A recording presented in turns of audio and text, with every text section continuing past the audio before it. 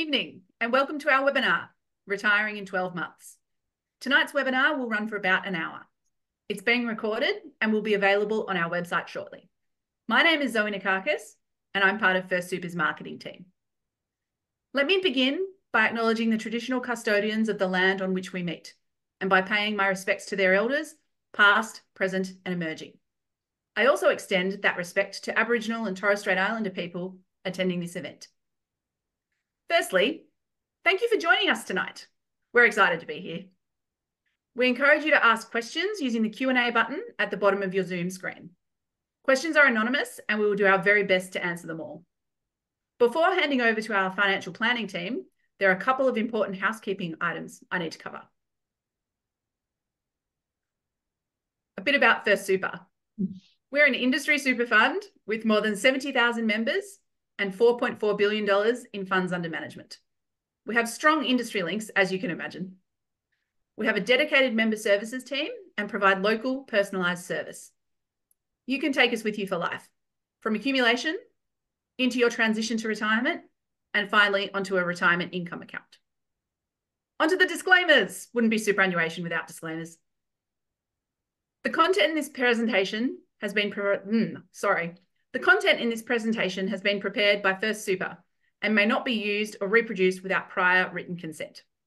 The information in this presentation is accurate as of today's date. First Super has engaged industry fund services to provide financial advice to our members. All our financial planners are authorised representatives of IFS. Further information regarding the cost of advice is set out in our financial services guide. This is our general advice warning. The information in this presentation tonight explains concepts, strategies and ideas in a general way. If you feel it could be applicable to your personal situation, we recommend you obtain financial advice before taking any action. Now, let's meet the team. Joining us tonight is Andrew Jewell, our Executive Manager, Financial Advice and Education, and financial planners, Jason Bruce and Daniela Baltianu. Let's welcome Andrew. Thank you very much, Zoe, and welcome everyone to our webinar regarding retirement. And this presentation is actually aimed at those that are thinking about retiring in the next 12 months. And we're going to be covering off a number of subjects and hopefully answering a number of key questions that members do ask when they start thinking about actually retiring. And one of the first places we start with when we talk with our members is what is it that they are considering their retirement would look like? And one thing that we use and use a reference to is something called the ASFA retirement standards. And ASFA stands for the Australian Super Fund Association. And they're a research company. And they've come up with two models about what kind of expenditure people do have in retirement years. So let's have a look at these. And let's start off with what they call the comfortable lifestyle. And Jason, if I can just get you to explain to our members that are attending tonight, what does ASFA mean by comfortable lifestyle? Andy, comfortable can mean different things to everyone. So we normally, when we would talk to members and refer to this comfortable lifestyle, it really is more of an active lifestyle. Okay, so it doesn't mean that you don't need to target this to be comfortable, but you need to target if you want to be really active in retirement. So some key points or things that underpin this type of lifestyle is that you're probably going to do a little bit of travel. You can see there the couple looking like they're jumping on a cruise. So there's a bit of travel, maybe domestic travel every now and then, and a couple of big overseas trips. But you're going to be fairly busy socially as well, whether that's dinner out with the kids, friends and family, but spending a lot of time doing leisurely things.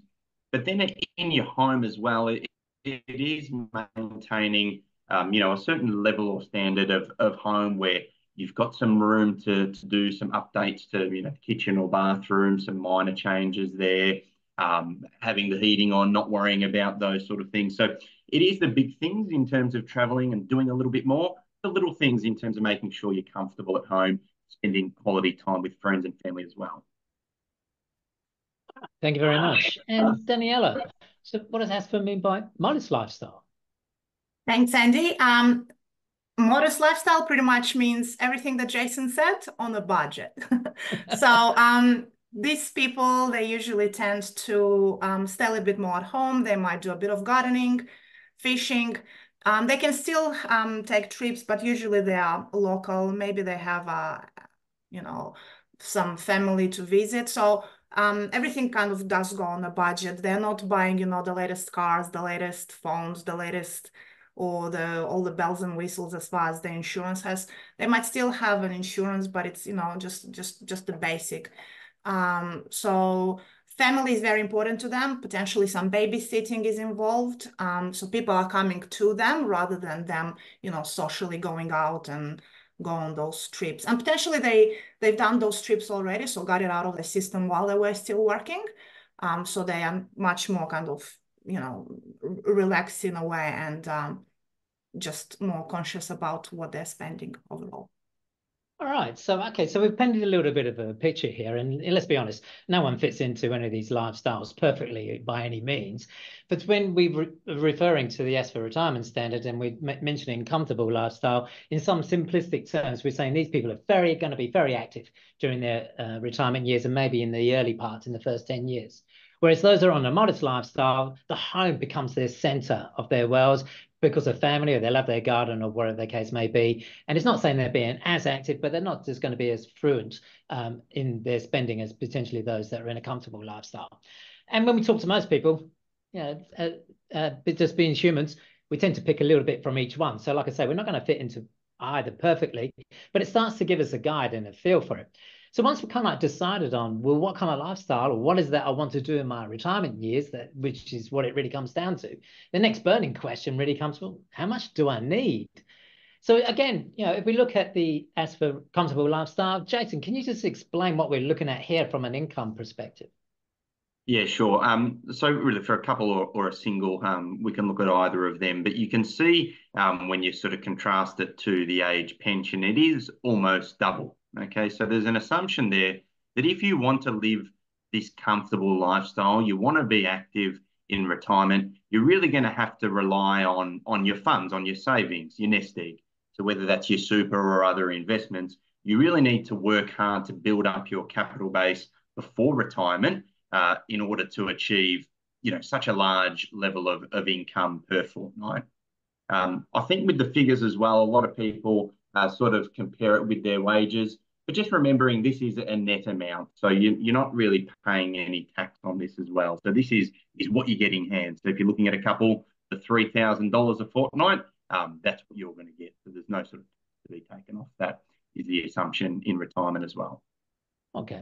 And at the top of the screen, we're making reference to potentially the lump sum that you need. And immediately what we highlight is that would differ depending upon when you are retiring, because this is making the assumption that you're retiring at pension age, which currently is 67 for most members in that regards. So then, Daniela, what about modest income? What can you share us about this number? Well, as you can see, it's not very far off from what a couple or single would be eligible for the age pension is. So if you are eligible based on your assets and an income for the full age pension, for example, for a single person, you'd be looking at already $29,000 coming from the age pension. And based on ASFA, they say that for a single person to live a modest lifestyle, that person would need $32,500. So that means we only need to top up about what, $3,500 from either their savings or their superannuation.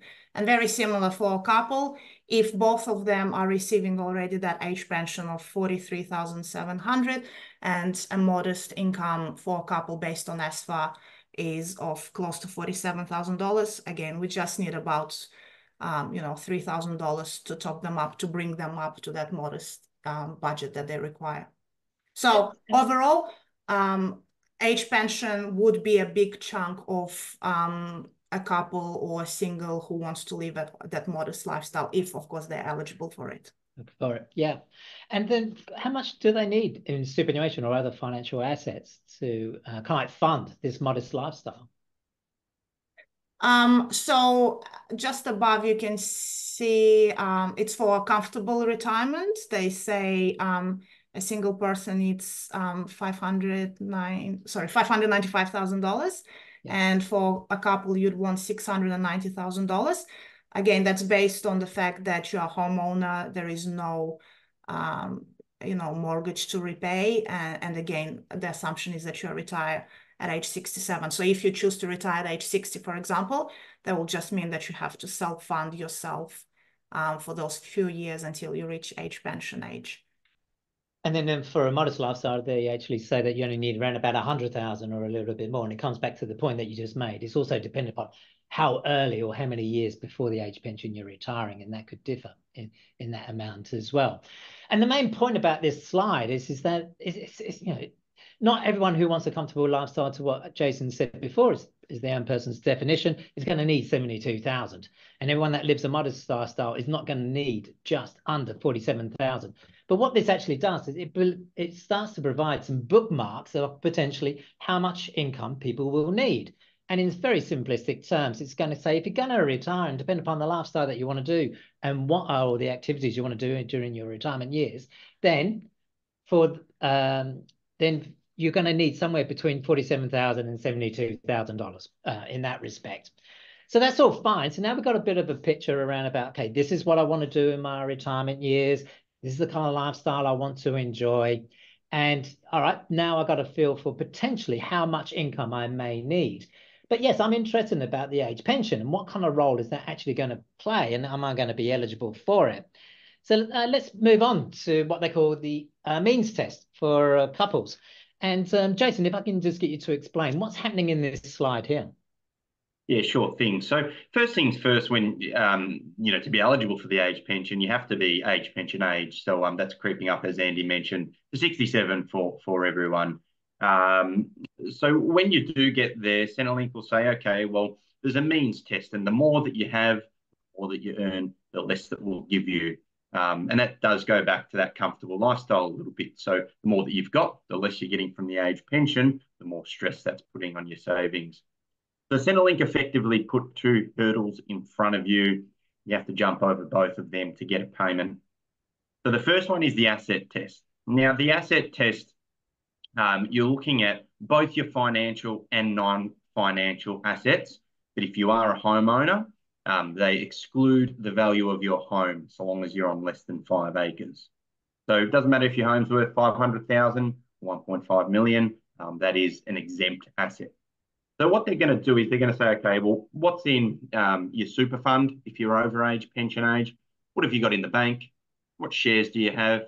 And potentially investment properties and that sort of thing.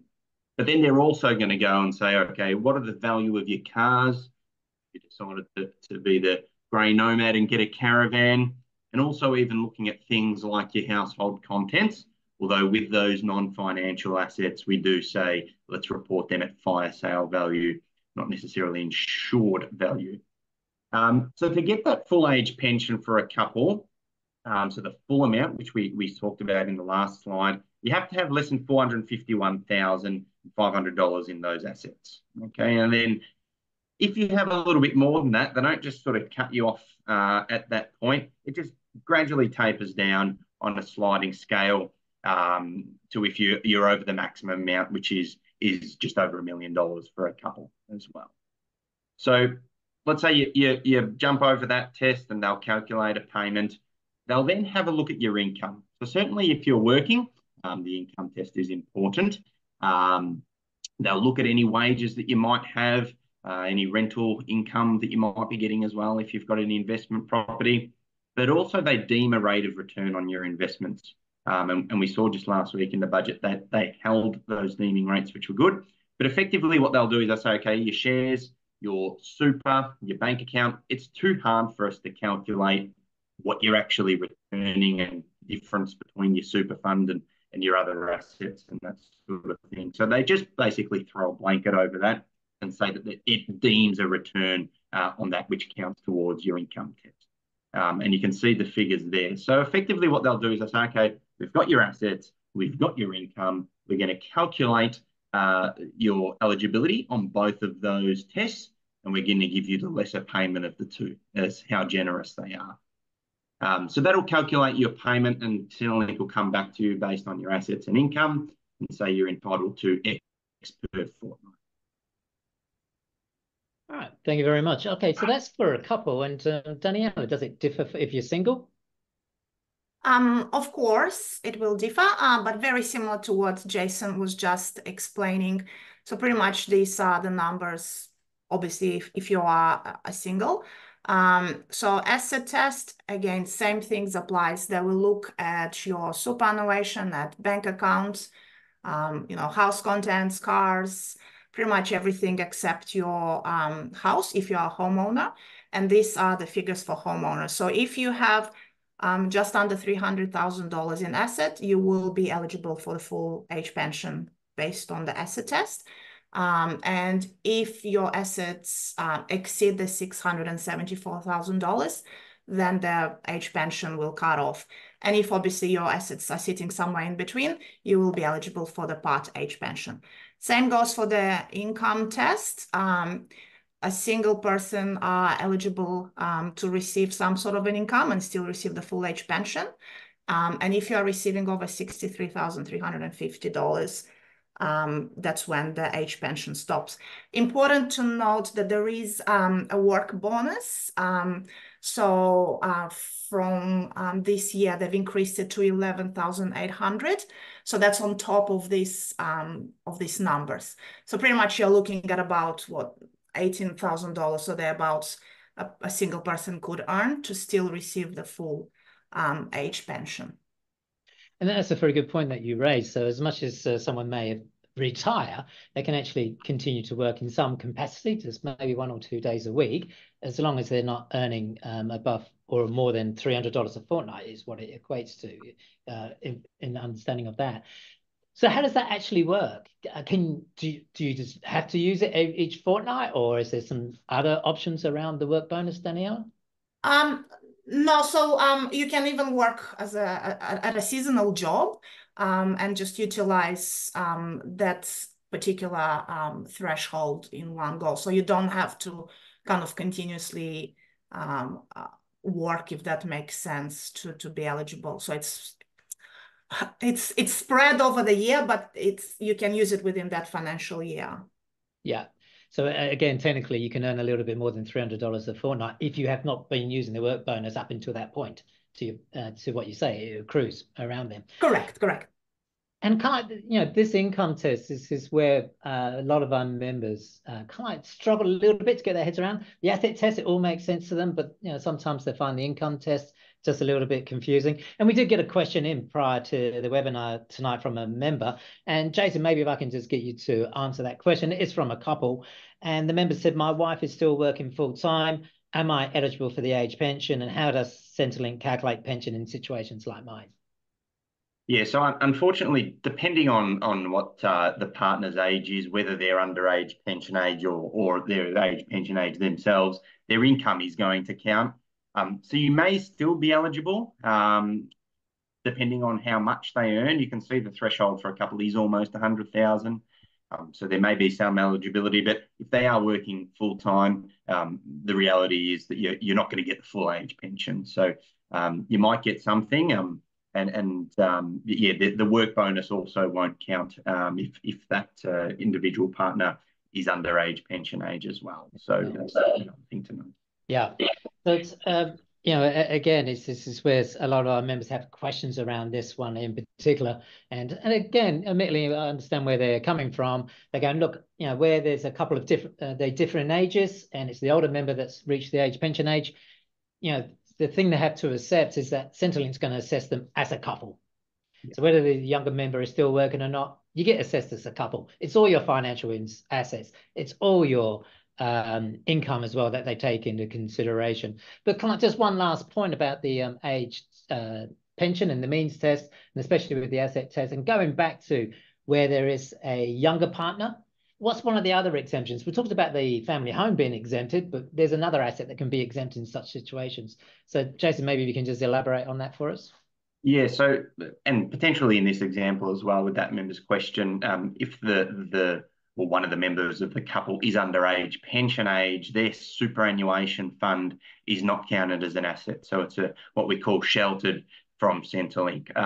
So long as they don't put it into what's called pension phase or retirement phase, at that point in time, it's going to be an exempt asset. So it's a nice little way to reduce that asset test if you've got a little bit of an age gap between the two of you.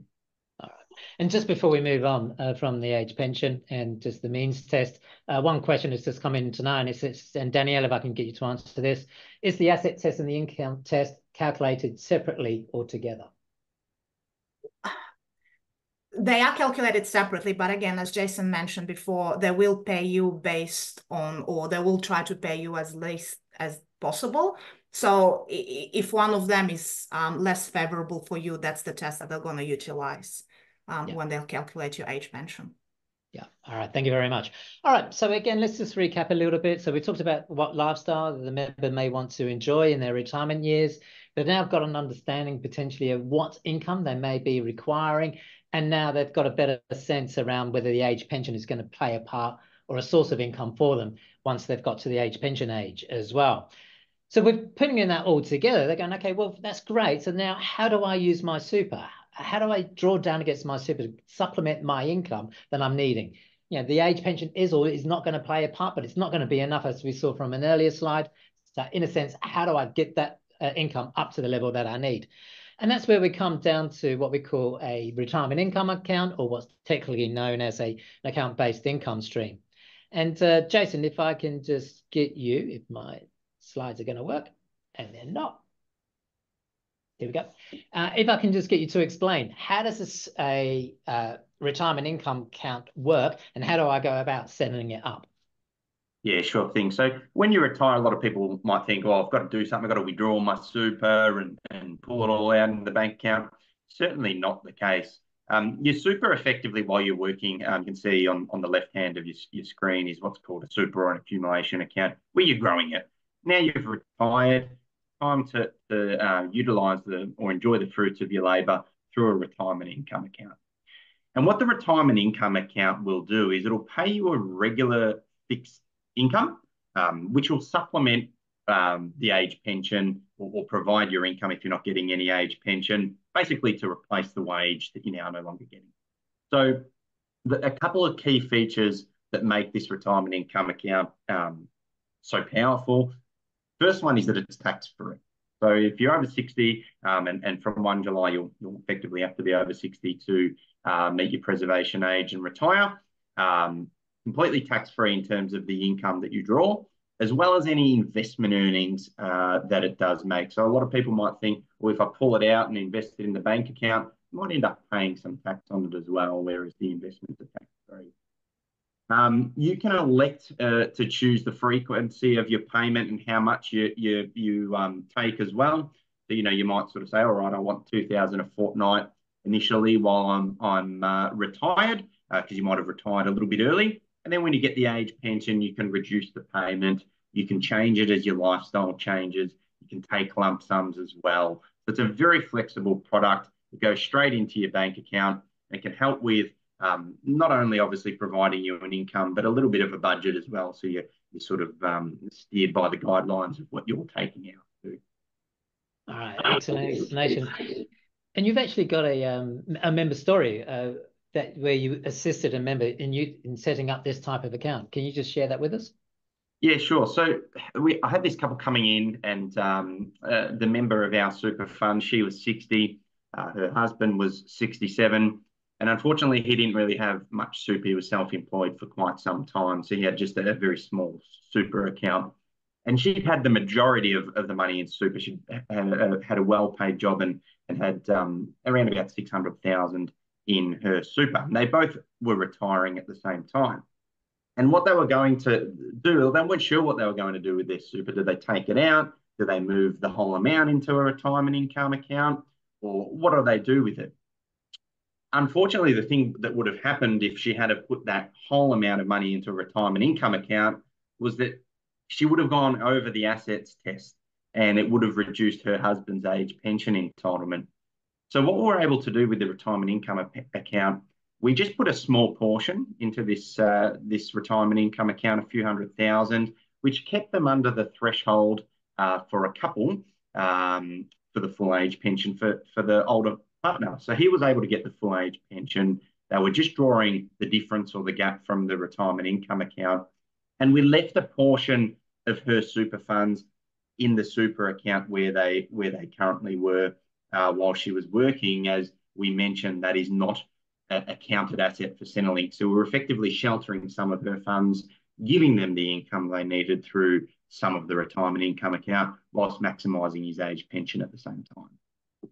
Okay, and that's kind of like a really important point that you highlight there is that you don't have to move your entire superannuation balance over into a retirement income. It actually comes down to, as in, well, what is it that I need to draw down, and how do I manage it effectively if my super is exempt from the age pension, or my partner's super is exempt from the age pension as well. So there are ways in which you can manage these accounts to your advantage, is the real key point to that.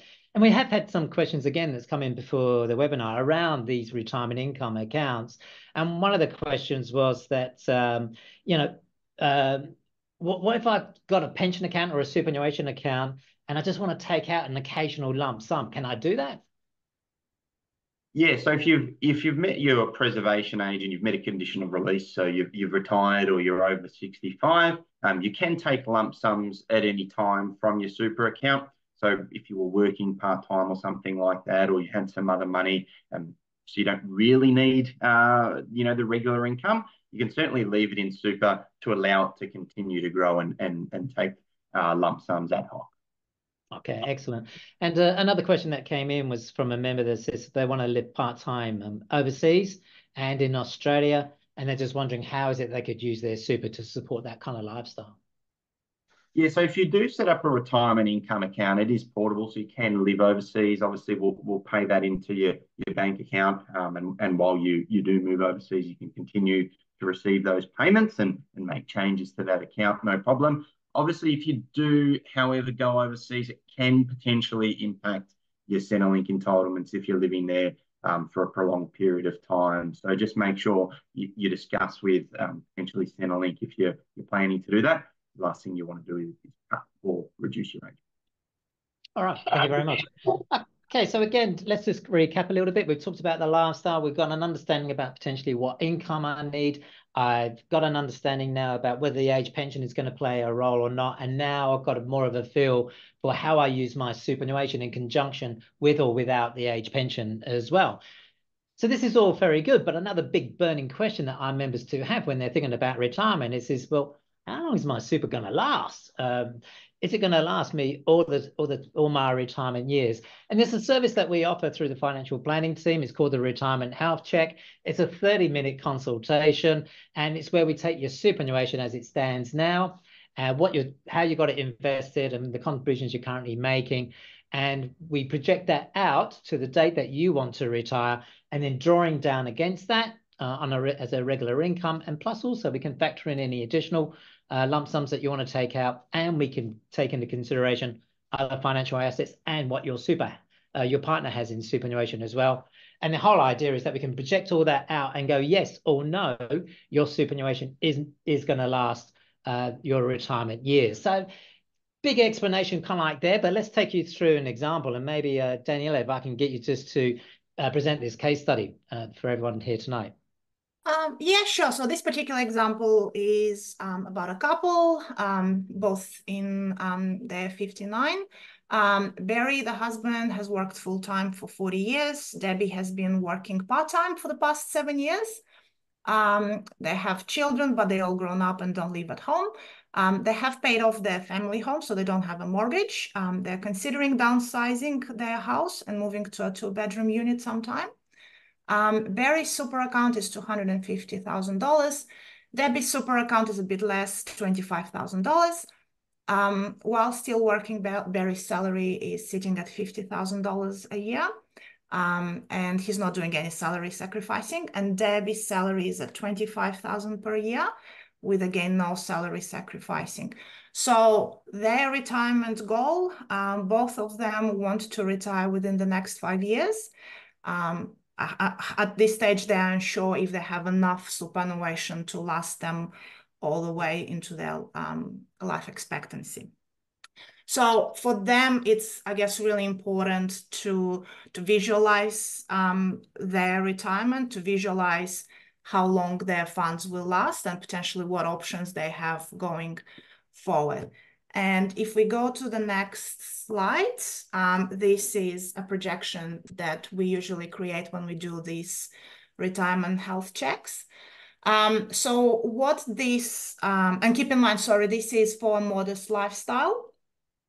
So the income that they are requiring is sitting around that $46,000, $47,000 a year. So what this graph is showing us, this big blue wave in the background, that's their assets. The vertical line, so the first 5 years here, we are showing that they continue working. And then the income is coming in. Then when Barry retires at age 65, because he hasn't reached that age pension age for 2 more years, he is self-funded.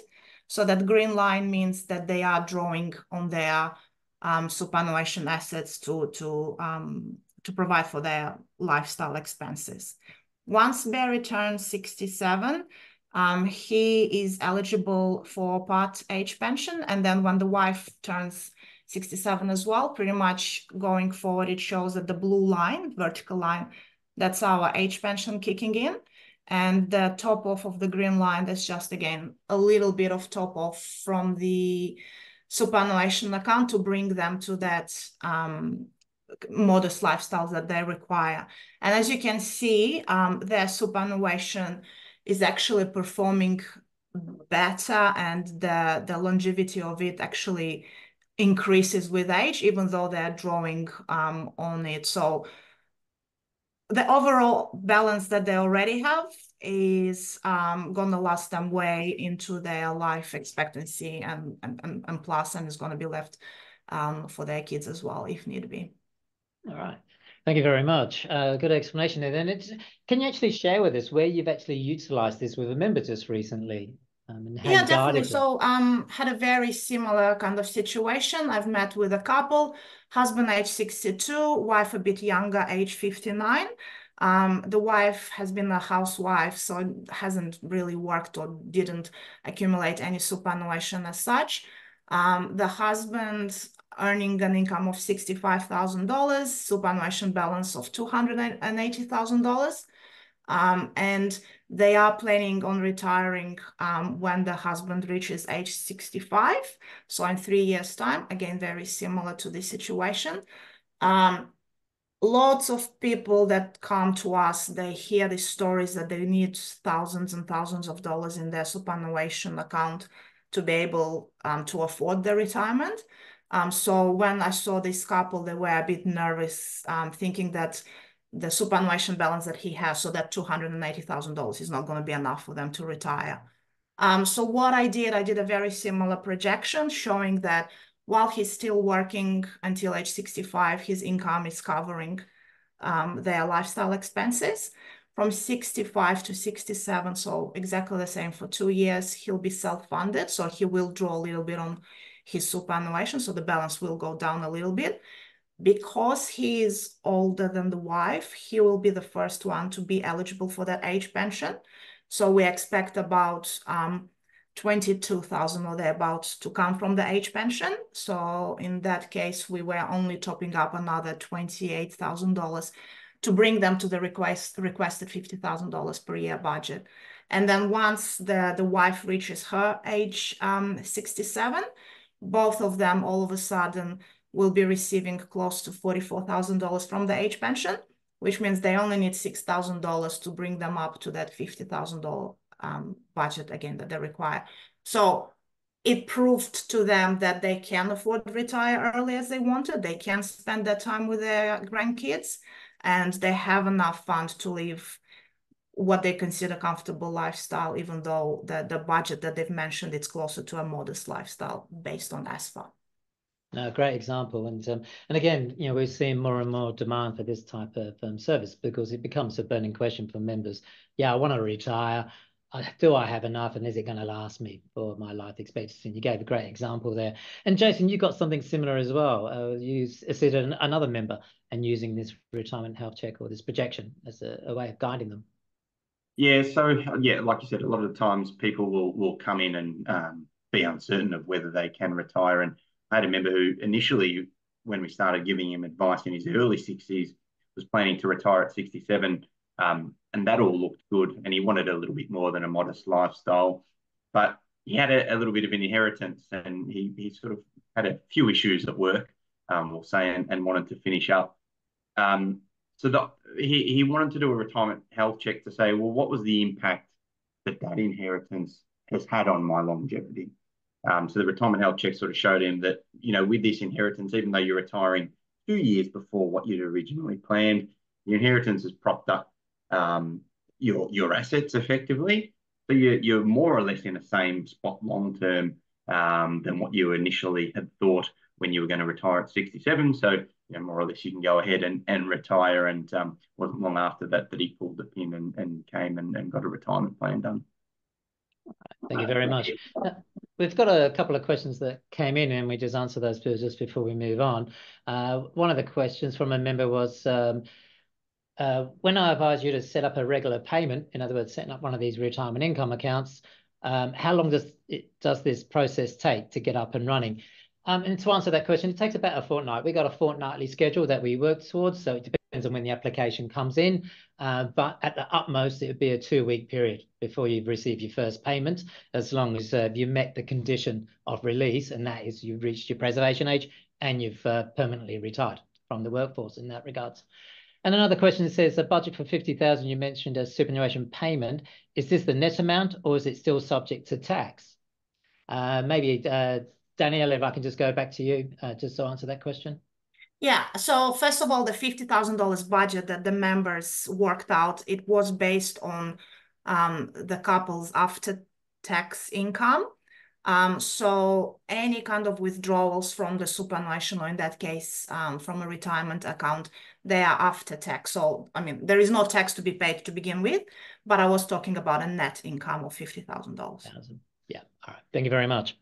All right, so again, with these projections, this is that that we do find there are instances where the member just hasn't got enough superannuation.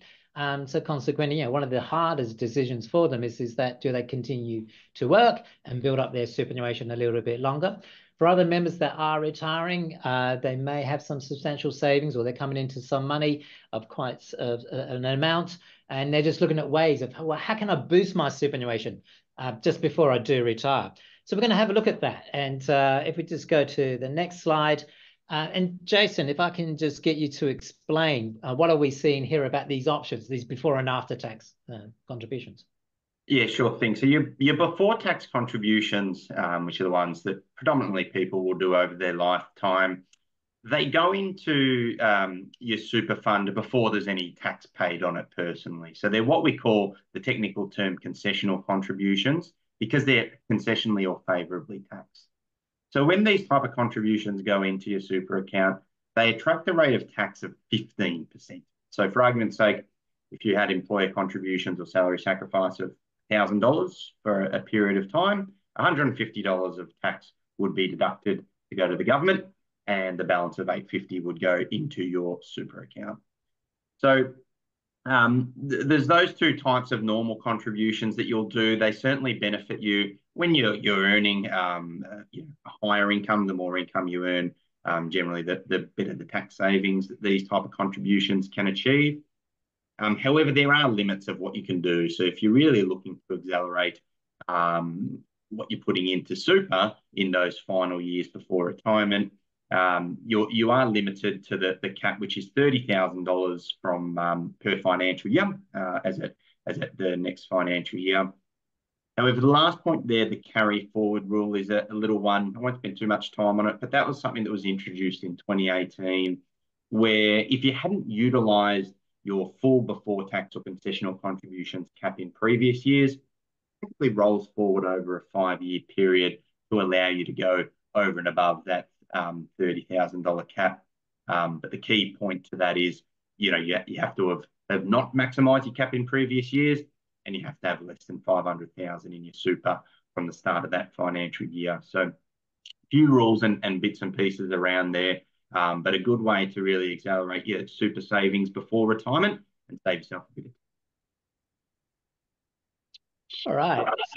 And the things to highlight here is the caps that we're showing you here of 30,000 before tax and 120,000 after tax. They're applicable from next financial year, from the 1st of July.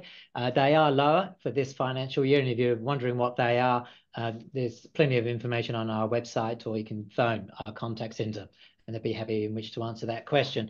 And in actual fact, we've got quite a few questions in prior to this webinar about this very subject. Danielle, a couple of the questions, and I know that we've touched on it, but it's just worthwhile just repeating the message. A couple of the questions that came in from members was, does the government still contribute on a dollar for dollar basis if I'm contributing? And if I do personally contribute, would I be entitled to the government top up? So maybe if you can just elaborate again one more time about the government co-contribution. Yeah, so there is a super co-contribution. If you contribute $1,000, you could be eligible for $500 co-contribution, but you need to satisfy the level of income that you receive. So if you earn below 58,500 or thereabouts, you would be eligible to some government co-contribution. So the kind of the higher the income, the less co-contribution you would receive. Yeah. Yeah. And one of the members says he's a pensioner and he's working a few hours, and he was asking about this co-contribution again. What's the work test requirement in this for him to be able to claim a government co-contribution? I believe 10% of his income needs to be coming from an employment kind of situation, or like a self-employed type of situation. So it needs to be coming from the earnings need to come from unemployment, if that makes sense. Situation, yeah. And you got to work a minute to be meet the work test requirement as well. You've got to be working a minimum of 40 hours in a 30-day consecutive period as well in which to qualify. So it's as much as the person's become a pensioner and they may still be working, there are still some conditions about this government co-contribution. But you can make non-concessional or after-tax contributions right up to the age of 75. It's just that you may not be eligible for the co-contribution is the main point there. Jason, some other questions that have come in is after retiring, how much can I contribute to my super account without paying or paying minimal tax if I've got a large, significant amount to put in there? So this is where the after-tax contributions really come in. So you might have, sold a property or had an inheritance or just saved some money and you want to get a fair bit into super. So the after-tax or non-concessional contributions, it assumes you've already paid tax on that money at some point in time. The government's generous enough to not double tax you. So it goes in tax-free. And you can see from next financial year, the cap of that is 120,000. And so long as you're under the age of 75, you can bring forward 3 years worth to do effectively up to 360,000 as a one-off shot. If you do that, it obviously will limit what you can put in the future. But that's a good way to get in a lot of money free privately. All right, thank you very much. So we talked about contributions that you can make while you're still working or up until the age of 75, but there is always another type of contribution that you can make, and it's called the downsizer contribution. Can you just, Jason, run us through what this contribution is all about? Yes, this was a reasonably recent one from the government as well. I think they use it as an incentive to get the larger family homes available to the younger families, so encouraging them, older people that are over 55 to get the money into super. So what it does, it exists outside of your other caps, and it goes into your super fund tax-free as well. Like I said, you've got to be over age 55 and you have to have owned the family home for more than 10 years before the sale. And what it allows you to do is contribute up to basically 300,000 for each individual. If you're a single, 300,000 for yourself, 600,000 for the couple, from the sale proceeds of your home directly into your super account. Doesn't matter how old you are, as long as you're over 55 and you get that money into super within 90 days of settlement. I mean, this all sounds wonderful, but there's always the opposite, and a warning you've got to be careful about. And it applies in particular to people that have reached the pension age. And if they were to sell their family home and downsize, what is the factor they need to consider? Yeah, so if you free up some money, like I said, your big home you can see there is exempt, and then your little home's exempt, but unfortunately the proceeds may not be exempt. So if you had, for argument's sake, $400,000 in super, more or less, and you're getting the full age pension as a couple, and you freed up 300,000 from a downsizer, put that in super, all of a sudden you got 700,000 in super. The government's going to say, thank you very much. We'll let you put that in, but we're going to your age pension. So it's just something that you need to do before you decide to do that downsizing. Is it going to affect my pension? And does that really matter to me? All right. Okay, so thank you very much for tonight. The topics have really been around about to give you some information and a little bit of food for thought about retirement and what is it that you need to start thinking about. Yes, it's about the lifestyle. What is it that you want to do in your retirement years? We gave you a little bit of a sense about potentially how much income you may need, depending upon the lifestyle that you want to live. And certainly we recommend, doing your own budget because everyone differs greatly. And the first 12 months of your retirement years would tell you exactly how much income you actually do need in that respect.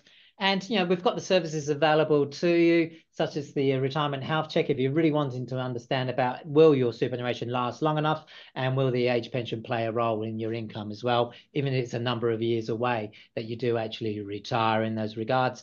And if you feel like you want to boost your superannuation before you do retire, or you haven't got enough super and you do need to do it, then there are a number of ways that you can add additional contributions in. And that's where the financial advice team is here to help and give you guidance as in what's the most effective way for you to add more money into your super if you're needing to, in which to do that. There were some other questions that came in tonight. We just quickly cover those off for those members, but we will go back to every member that has raised the question tonight or those that have submitted prior and just make sure we've addressed their questions.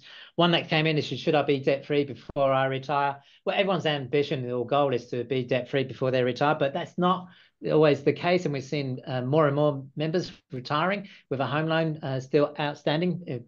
And consequently, we can give them guidance and assistance around about whether it's best to pay out their home loan now or pay it out gradually over a period of time. It's about basically the impact of compound interest and just what works more favorably in those members. But yes, we can give you advice and guidance in regards to that. Members retiring due to health issues, and they're just asking the questions around about lump sums out of super.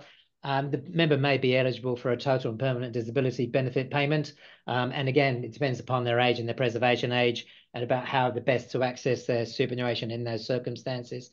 There's another member that's retiring and selling a business that they've had for 30 years.